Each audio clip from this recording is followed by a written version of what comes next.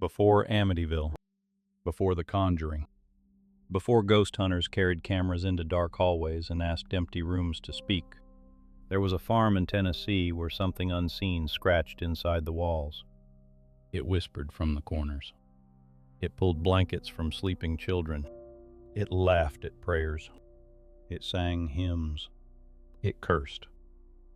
It struck people hard enough to leave marks. And according to the legend, it hated one man so deeply that it promised to kill him. His name was John Bell, and in December of 1820, he was found dying in his own home, while a strange voice allegedly claimed responsibility. For more than 200 years, people have asked the same question. Was the Bell Witch a ghost? A demon? A hoax? A family secret? Or something older than all of those things? Tonight we go to Adams, Tennessee, to the dark fields, the old stories, and the caves still tied to one of America's most terrifying legends. This is the story of the Bell Witch. Welcome to Legends and Lore, where reality and the unexplained collide. Tonight's story comes from the hills and river country of northern Tennessee, where folklore does not feel like something dead and buried. It feels alive. It sits on porches. It whispers through trees. It gets passed from grandparent to grandchild in the kind of voice people use when they are not entirely joking.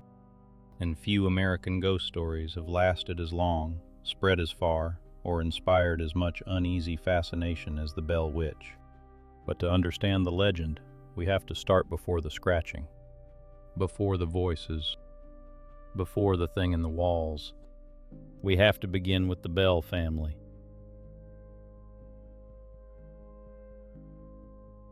In the early 1800s, John Bell was not a man people would have expected to become the center of a ghost story.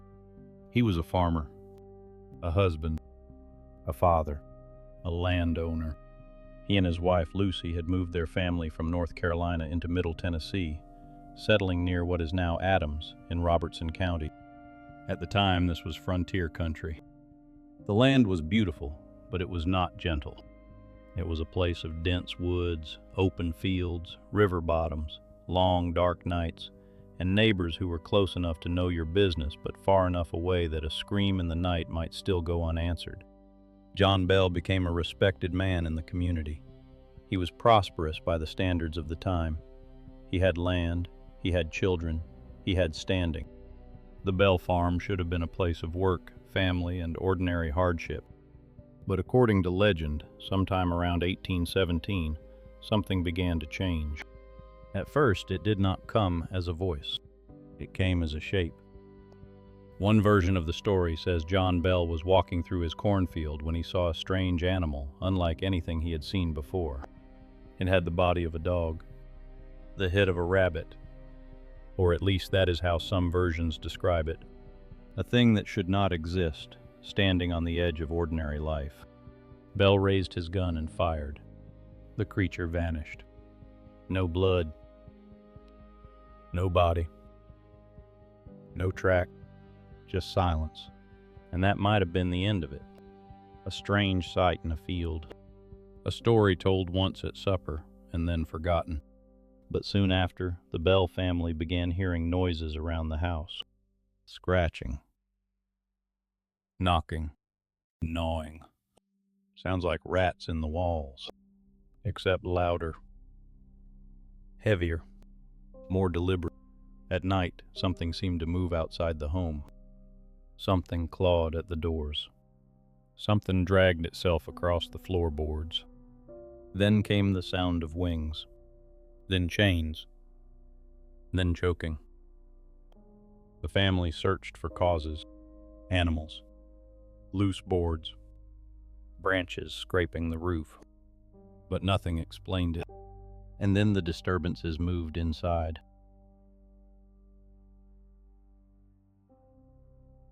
Imagine the Bell home after sunset. No electric lights. No television. No traffic. No hum of modern life. Just candlelight, darkness, and the kind of silence where every noise has weight. Now imagine lying in bed and hearing something breathing in the room with you. Not outside, not under the floor, in the room. The Bell children reportedly began to suffer in the night. Blankets were pulled away. Pillows were thrown. Hair was tugged. Someone or something slapped them. The youngest daughter, Betsy Bell, became one of the main targets.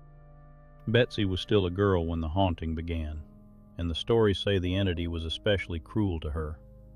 It pinched her, it scratched her, it pulled her hair, it slapped her face with enough force that others could hear the blows.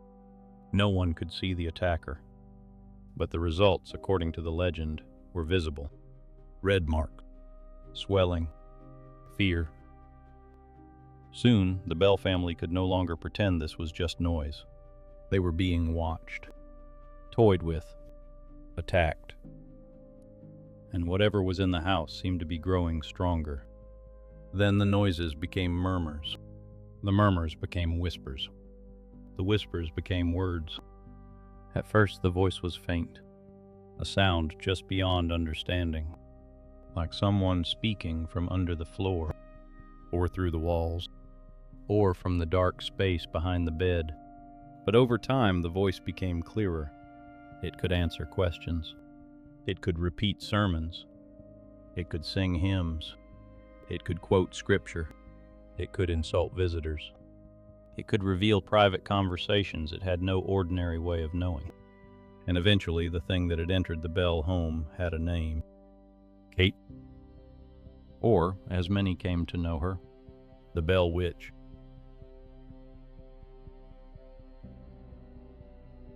The name Kate is one of the most famous parts of the legend. In many versions, the entity claimed to be connected to a woman named Kate Batts, a neighbor who supposedly believed John Bell had cheated her in a land deal. Some tellings say Kate Batts cursed John Bell and sent the witch against him. Others say the spirit identified itself as Old Kate Batts Witch. But this is where we have to be careful, because folklore has a way of sharpening itself over time. Each retelling adds a detail. Each generation makes the story cleaner, darker, easier to remember. And in the case of Kate Batts, there are historical problems with some versions of the story. The Tennessee State Library and Archives notes that Kate Batts actually outlived John Bell, which complicates versions claiming she cursed him from her deathbed. That does not destroy the legend, but it reminds us that the Bell Witch is not a simple historical record.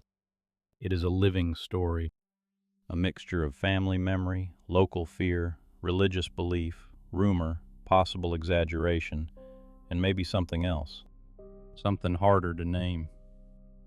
In the stories, Kate was not like the quiet ghosts of modern haunted houses. She was loud, aggressive, almost theatrical. She did not just knock on walls. She debated people. She mocked them. She seemed to enjoy attention. Visitors came to the Bell home and the witch performed. She would imitate voices. She would speak from empty air. She would answer questions asked in whispers. Sometimes she was funny. Sometimes she was cruel. Sometimes she seemed almost protective of Lucy Bell, John's wife. And sometimes she was terrifying, especially when it came to John Bell, because whatever Kate was, whatever she claimed to be, she seemed to hate him, and that hatred became the center of the haunting.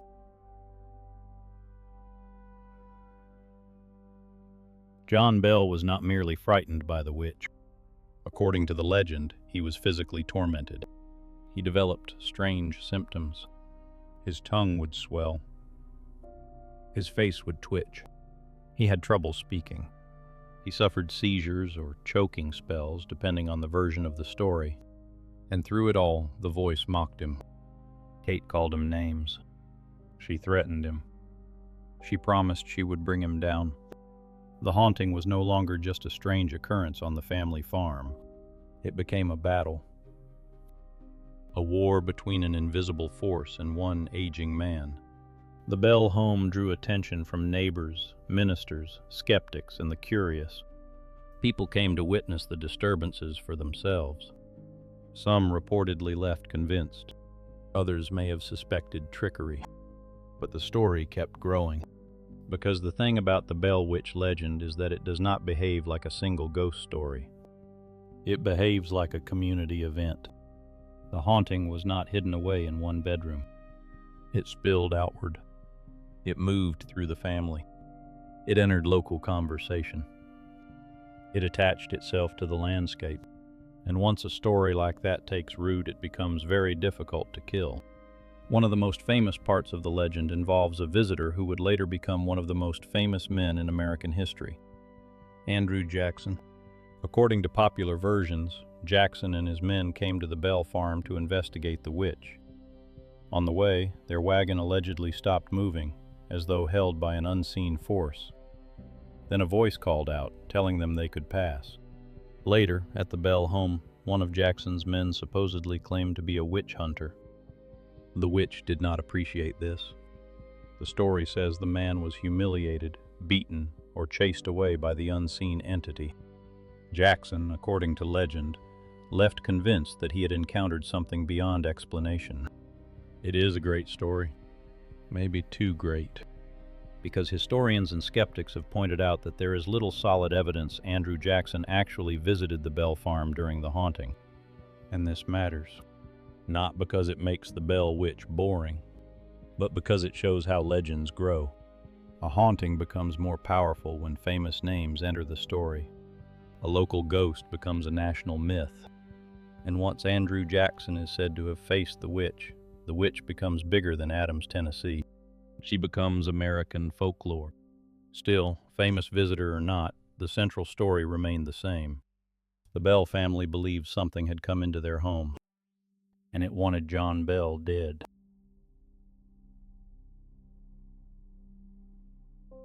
While John Bell suffered, Betsy Bell remained another focus of the haunting.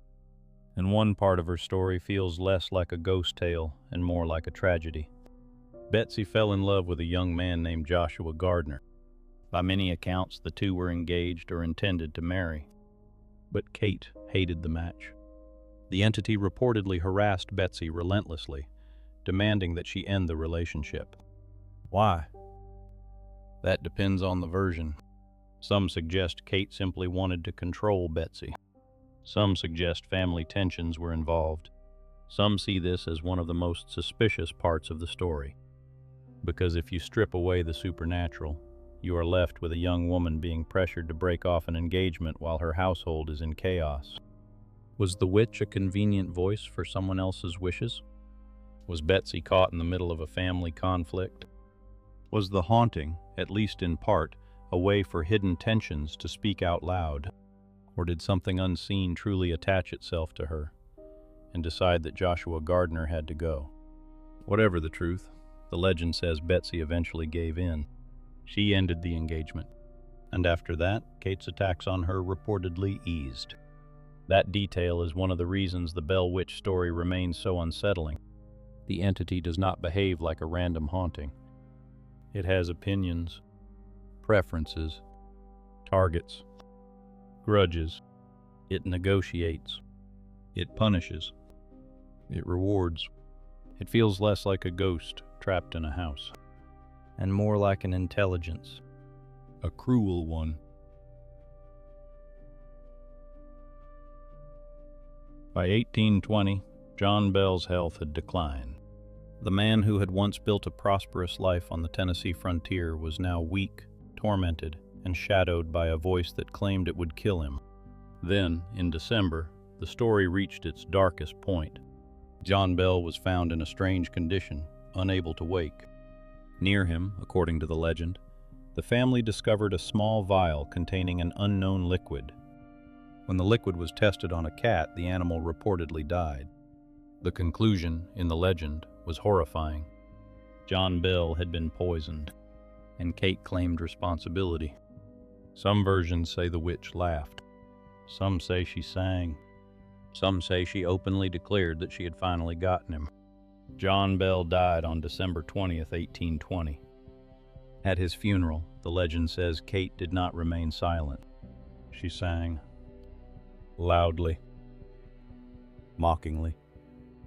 As mourners gathered to bury the man she had tormented, the unseen voice rang out, turning grief into horror. If that happened, it would be one of the most chilling moments in American ghost lore. But again, we have to separate what can be proven from what has been told. We know John Bell was a real person. We know the legend says he died after years of supernatural torment. But the details of the vial, the cat, the witch's confession, and the funeral song belong to the world of folklore. That does not make them meaningless. Folklore is not just false history, it is emotional history. It tells us what people feared, what they believed, what they could not explain. And in the Bell Witch story, John Bell's death became the point where a haunting turned into something far more serious. A ghost story became an alleged murder, not by a person, but by a voice in the dark.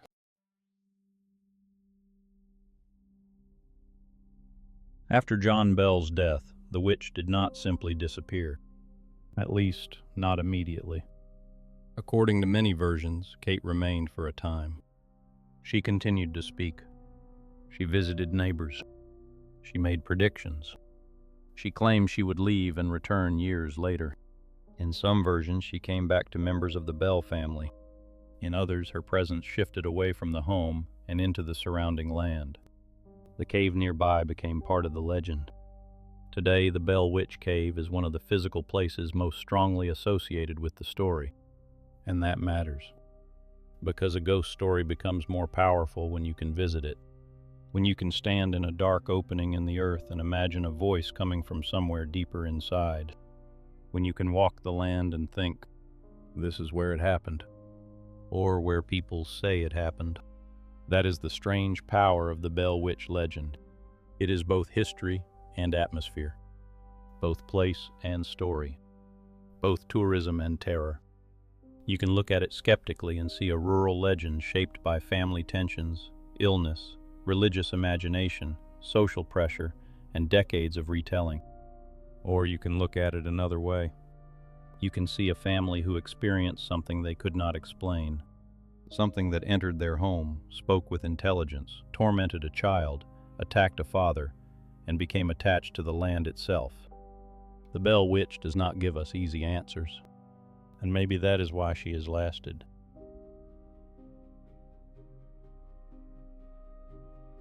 So what was the Bell Witch? There are several possibilities. The first is the supernatural explanation. A spirit, a demon, a curse, a poltergeist, something intelligent and unseen that attached itself to the Bell family and used the home as a stage. This is the version that made the legend famous. And to be fair, it explains the story on its own terms. The voice, the attacks, the knowledge of private matters, the focused hatred of John Bell, the obsession with Betsy's engagement. The second possibility is fraud. Maybe someone in or near the household created the disturbances. A child, a family member, a neighbor, a hidden enemy. Poltergeist cases often center around young people, stress, and households under pressure. If Betsy was the focus, skeptics might ask whether she had some role in the events, either knowingly or unknowingly. But fraud does not easily explain why the story involved so many witnesses over so much time, unless, of course, the number of witnesses grew in the telling. The third possibility is illness and misinterpretation. John Bell's strange symptoms could have had a medical cause. The noises could have been animals, house settling, or environmental sounds. The voice could have been ventriloquism, rumor, exaggeration, or memory reshaped over decades. On the frontier, in darkness, under religious fear, small things can become enormous. A knock becomes a message. A sickness becomes a curse. A family conflict becomes a witch.